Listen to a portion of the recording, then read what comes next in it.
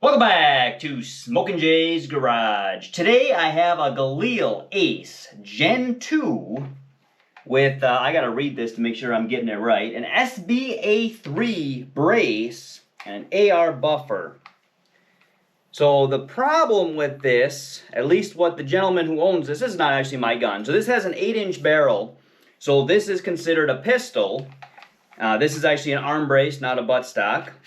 So it locks into this forward position, allowing you to put this brace on your arm. But the gentleman who owns this gun has very long arms, and this does not lock in any other position other than the forward position. So he wanted to put a different buffer on it that would have, I think this one has like 6 different positions. So you could adjust where you want the buffer housing, not actually a buffer.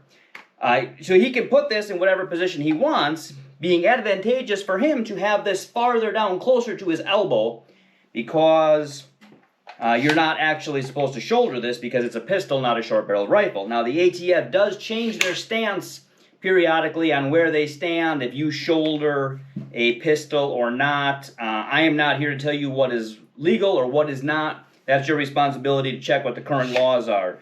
But I do not recommend you breaking any of them. So what we are going to do is try to drill a hole here, giving him another locking point here, saving him the $25 of a new buffer tube. So we're going to set up here, we're going to get our drill out, and we're going to see if we can drill this out, and we'll show you how we did it and how it works, or how not to do it. As you can see, I've got a piece of tape marked here on how deep I want to go, so that I can keep an eye on how deep I am, how much farther I want to go.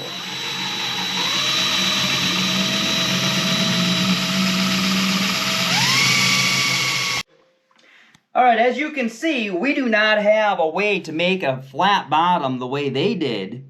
So I went just a hair deeper, and by the way, I used a 5/16 inch drill bit. That is the size, at least of this particular one. Depending on what you have, it may be different sizes, but I think that 5/16 is a pretty standard size on this type of thing. We put our tape on here to allow us to see exactly how far we were, and let's try this on and see if it works. So that was very quick. It took me probably less than 5 minutes, and we possibly saved him $25 what he paid for this. He can either return it or use it on something else, or have it in case I screwed this up. So we're locked into the position of close that it came with. We are now locked into the position of the extended position. Now these came from Israel, and one of the things that they had to do in order to get them imported here was an overall length or something, so they could not offer a second hole. I think that as we move this, that handle is moving just a little bit. I'm going to go just a tad bit deeper, just because it has just that little bit of movement to it. Of course, it has that little bit of movement here as well. So maybe I'm not going to go a little bit deeper.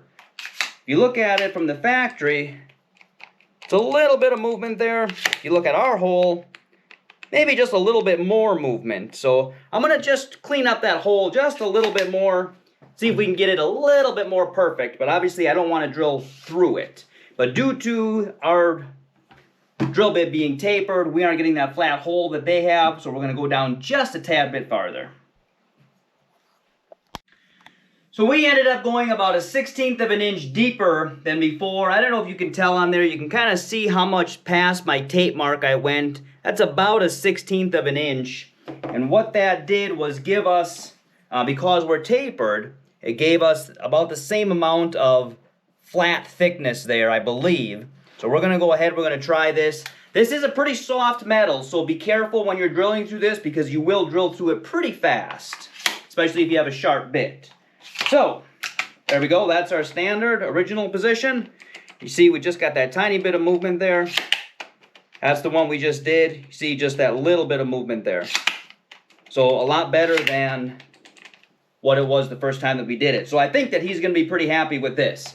This is a 7.62 by 39. We will probably talk him into letting us take it out to the range and trying it out, if that is something that you guys want to see.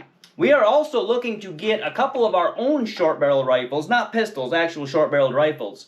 So depending on how soon the ATF comes back with those, and we did, as I mentioned in a couple videos ago, we did get a suppressor for the 44 Magnum. Now obviously we're waiting on that paperwork to come back.